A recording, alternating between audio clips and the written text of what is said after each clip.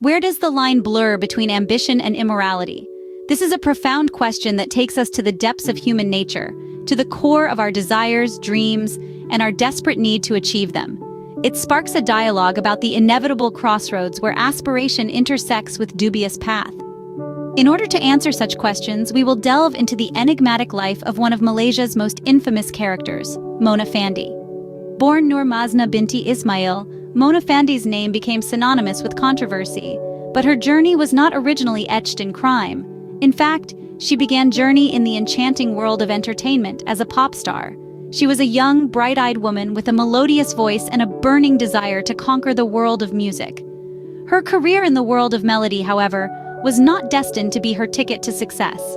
Despite fervent efforts, relentless practice, and numerous performances, Mona's dreams of reaching the pinnacle of pop stardom failed to sprout wings. Her aspirations of glory came crashing down, but her desire for wealth and status remained unscathed.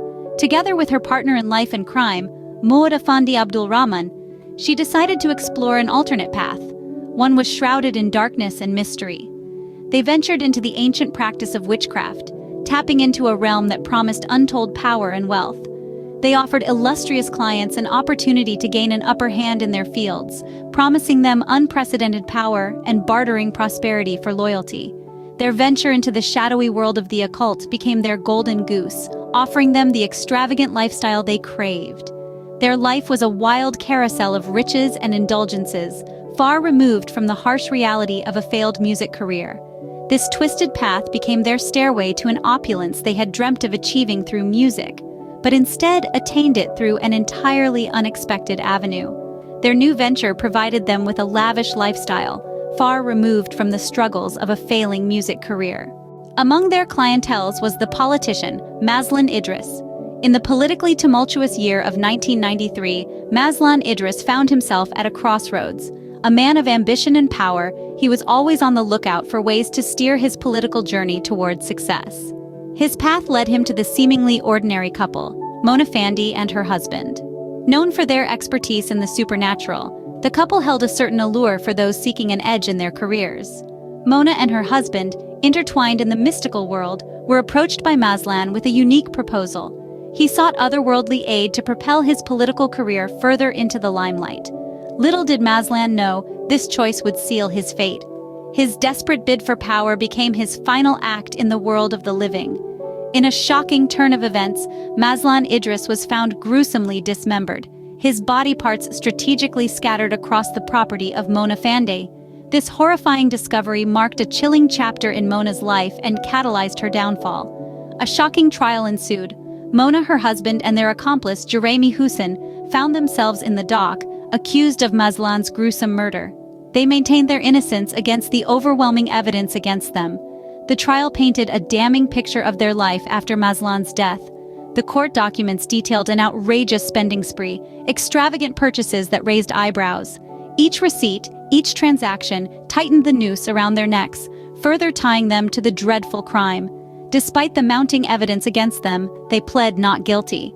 The trial revealed their extravagant spending spree following Mazlan's murder, further implicating them in the crime. While the murder of Mazlan Idris was the crime that sealed their fate, it was not the only one they were suspected of. Rumors circulated of other horrific acts committed by them, amplifying the fear and terror they had already instilled. Unspeakable actions, said to even involve human sacrifices, were whispered amongst the terrified locals. This did not just add to their notorious reputation, but it significantly painted a ghastly picture of their dark, blood-stained deeds. In the midst of widespread fear and suspicion, the justice system was in motion. Behind closed doors, investigations were unfolding, testimonies were being recorded, and evidence was being collected. Every piece of information was leading to one inevitable conclusion. Mona Fandey, Mona Fandey Abdul Rahman, and Jeremy Hussein were the culprits behind these atrocities. In a courtroom filled with anticipation, the verdict was finally announced. They were found guilty. The heavy sentence that followed was not unexpected. They were to meet their end at the gallows, sentenced to death for their heinous crimes. Their execution took place in 2001, marking the end of their reign of terror. This was more than the end of a dark period. It was also the beginning of a long process of healing for those affected by their actions. The macabre story of Mona Fandey, once an aspiring pop star, had taken a sinister turn. She had become a notorious murderer, her name now synonymous with fear and death. The tale of Mona Fandey is a chilling reminder of the lengths some people are willing to go to obtain power and wealth. From having dreams of stardom to becoming a source of nightmares, her life story is a grim tale of ambition turned deadly. As we reflect on the trajectory of her life and the horrifying crimes committed, we are cautioned to question the cost of our desires and the morality of our actions.